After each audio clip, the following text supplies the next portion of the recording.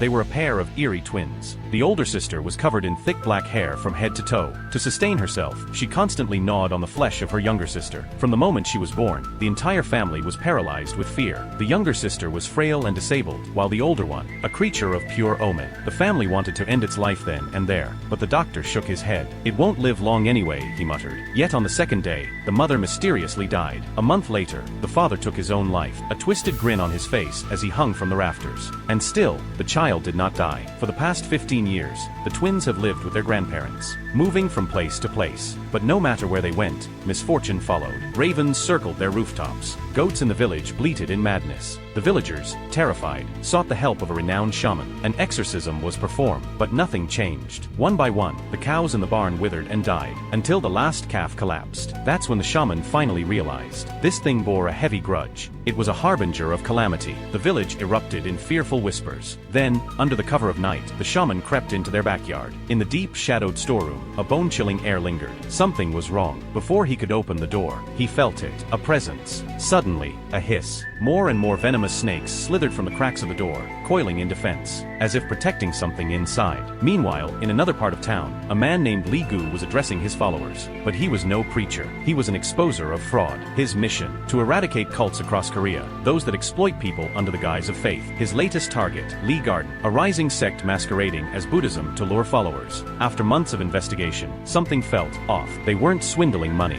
They weren't using sex as bait. Yet Li Gu's instincts told him, the more benign they seem, the greater the danger. Seeking answers, he reached out to a missionary friend. If they're deceiving people, they'll have their own scriptures. Find those, and you'll know their true intentions. That night, Li Gu and his assistant infiltrated the Lee Garden church. In the dim candlelight, they discovered a hidden door. What they saw inside froze them in place. The walls, covered in eerie cult symbols, and on the table, a scripture. As they turned the pages, a chill ran down their spines.